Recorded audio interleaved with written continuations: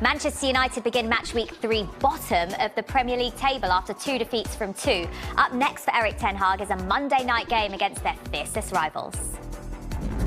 A club in turmoil. Manchester United played 2, lost 2 and humiliated 2. Bottom of the table. It's beyond belief what you've just seen. The place is falling to bits.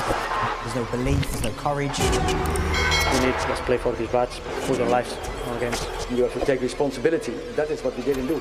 We have to change that really quickly. For Erik ten Hag, another horrible week lies ahead, preparing for Liverpool. Now a familiar foe who'll show no mercy. The scoreline is extraordinary. It gets no worse than this. There is no place to hide. There's no reeling in Liverpool now. They have ripped up the other Reds once more. Can United handle the heat? A rivalry like no other, reignited. Well, the omens aren't good for United ahead of Monday. They've won just 1 of their last 12 in the league against Jurgen Klopp's side and lost home and away by a combined 9-0 scoreline last season. A lot for Erik ten Hag to work on then. Let's hear from him and Jurgen Klopp. We work from game to game, and now it's Liverpool. And obviously, we know what's going on when you play against Liverpool. And especially when you're Man United. So, yeah, of course you have to be ready, but also, again, you have to get a point where you fight yourself into the season. But it's from game to game. I would prefer to play them after they won 5-0, definitely. That's how it is, but it's not dreamland. So we have to take it like it is, and we drew 2 games, so is it better to play us in a situation like this, or is it worse? I don't know. I think the whole world will watch it. It's Monday night anyway. I can watch it, and we will see how these 2 heavyweights deal with the situation. Well, what a game to look forward to already in the season, particularly in the form that both teams are in coming into this one. Last season, Liverpool won 5-0 at Old Trafford. Can you see a repeat of that happening on Monday, David, based on what we've seen so far? Well, listening to Jurgen Klopp, I think one of the first things he said was 5-0, wasn't it? The easy answer is no, it could be worse for Manchester United. And even that 5-0 last season, I felt should have been more, but with the sending off, Liverpool stopped playing, funnily enough. But the capabilities, Diaz and co, against what we've seen from United in 2 games, I would be scared to be a United fan watching that game. Well, Manchester United come into this match bottom of the Premier League table. It seems just unbelievable to see them where they are, Andy. So what are the immediate issues that Erik ten Hag needs to address? How long have we got? I mean, there's a lot there. Yeah, I think there's a lot there, isn't there? But I think there's an endemic problem at Manchester United that is not Erik ten Hag's problem, but it's something that he's got to deal with. It's the fact that, and we talk about it when we talk about all the players who might sign for them, the fact is the environment there has meant players of quality have consistently underachieved. Now, this is something that is not going to get fixed overnight. It's going to take, I don't think they make top 5 this season, maybe not top 6. I think it's going to be hard. I think they need to give ten Hag time, but to create an environment where those best players can perform at their best. Because I know, especially after that Brentford game, everyone wants to go mad and blame the players. But if every player's failing, it's the environment, it's not the players. And I think when you look at other players who move on and do pretty well, I mean, you look at this game, Christian Eriksen had a terrible game. We know David De Gea can do better than this. And especially, I think, when you see Eriksen in at a stadium where he played so well on such a consistent level in the second half, after coming back from like an impossible situation, it shows what the issue is at Manchester United. But they need to get more out of Rashford, Martial, Eriksen, all of those players, Sancho, we know they can do more.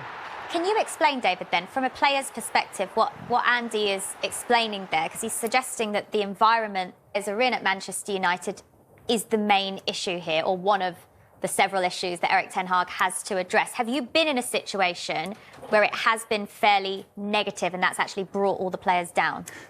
Yeah, multiple times. I mean, and it's all relative. So the clubs that I've been at have been lower, obviously smaller clubs than the Manchester United. But the issue is that if, at the moment with Manchester United, there isn't anything that you can look at positively.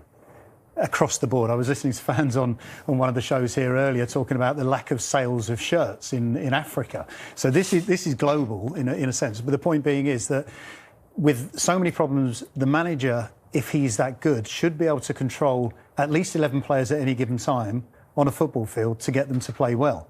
And if you can do that bit, start winning games. They beat Brentford 1-0 in the worst performance ever. Man United fans still have a bit of hope. Then the players start believing in the manager. They won 4-0 in Thailand pre-season, and my Manchester United friends thought they were going to win the league. That's how volatile it is at Manchester United at the moment. So as a manager, control the controllables. That's the 11 on the field, and then you've got a start point to work from. Well, the transfer window hasn't gone particularly well for Manchester United yet either. However, the most recent reports in the UK are that Casemiro from Real Madrid is on the brink of signing with Manchester United. Again, if we do hear anything more on this while we're here on air, then we'll let you know. But at the moment, this looks like a deal that could potentially go through, Andy. So first of all, what does he offer to Manchester United, and is he a player that they need? Well, firstly, it's something that Carlo Ancelotti's confirmed today, that Casemiro wants to leave and will be off, and we all know where it's going to be. It's a surprise to me that Manchester United have managed to pull it off. I think it works well for all parties. You know, he gets his last big contract and a new challenge. I think in an ideal world, they would not be giving 5 years to 30-year-old Casemiro. The fact is, though, he's still at the top of his game. He didn't start the game last week, and we can talk about the fact that they're going to replace him with Camavinga and Tchouaméni and the players they've brought in. They really missed him at Almeria last week when he didn't play. And when he didn't play in the big Champions League games last season, they really missed him as well. To give Manchester United some sort of stability to work from, and we know it's going to be a transitional season. We know Erik ten Hag has got a way he wants to play football. The fact is, just to give them a bit of stability and something to cling on to, someone who's super experienced, who can break up the play, who can protect that defence and can pass the ball sensibly and is a proper leader. I mean, straight away, that's what they need. And do you know what? They've got so much money.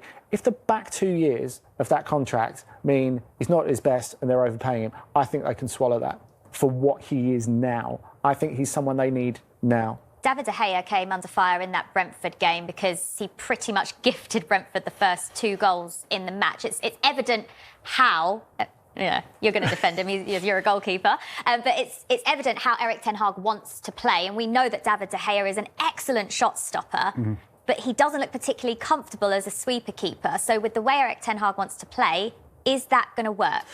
Well, I mean, the sweeper keeper bit, he should be able to do comfortably.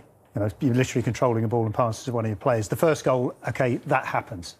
The second goal, interestingly, wasn't so much his fault because he's passed the ball to Eriksen. Eriksen's not passed it properly, made the wrong decision. And then you saw Man United say, we can't do this, we're going to go long. Then you fall into the problem with David De Gea that his range of kicking isn't good enough. It's not to the level of a side that wants to be Champions League. And therefore, you compromise what you can do going out with the ball. You can work on it, but David De Gea's been there for 12 years and he's 11, 12 seasons now, and he's never been the best of kicking. Teams are going to press, you know, they've obviously with Henderson going, who himself is not the best with kicking, ironically. Ten Hag might have to just say, look, we're going to set up, again, like Andrew said, set up slightly differently, let's get some results, let's get some confidence. Is that it, though, coming away from what United would have as their ideal thing? I mean, that's always been the thing with De Gea, to me, that he's rated far more highly in Premier League circles than he is in Spanish circles. Because the fact is, I don't know if he's a title-winning keeper. Because why we love De Gea so much is because he makes a ton of saves, which is a different role like to being Ederson or to being Alisson, for example. It's totally different, isn't it? Yeah, well, the point being is that Ederson and Alisson are great examples. They can find players anywhere on the field comfortably. I think David De Gea struggles to do that. So when you're asking him to kick a ball outside of the box, you're risking things, and it's going to be a sticking point for United. OK, let's just focus on Liverpool now as well, because they also haven't had the start to the season that they would have hoped for, still looking for their first win, David. And they come into this game actually with a fair few absentees. We saw Núñez obviously get sent off in the last game for the attempted headbutt, and then they've got a whole list of injuries in the side as well. So if anything, is this actually potentially an OK time for Manchester United to play Liverpool? Well, yeah, I mean, I'm talking about the 5-0 from last season, and that was with a slightly stronger side than you got here. But the one thing that I would say would be a concern to Jurgen Klopp, a lot of these are muscular injuries. You know, muscular injuries can be avoided if they've gone through the right prehab going into games. Now, in certain circumstances, that might not be the case, but if they're all impact injuries, then you can't avoid them. Someone tackles you hard and you get injured. This happened a couple of years ago. 2 or 3 years ago, whatever, and Liverpool suffered because of that problem. So for Manchester United, yes, take advantage of it, but you've got to have confidence to go into this game saying that you can take advantage. And from what we've seen in two matches, Manchester United don't have confidence. So I think Jurgen Klopp will be slightly more confident than the two managers. And the good news is that Bobby Firmino is fit and should be available to start this game in Nunez's absence. Right, we'll move on to the next match now. Leeds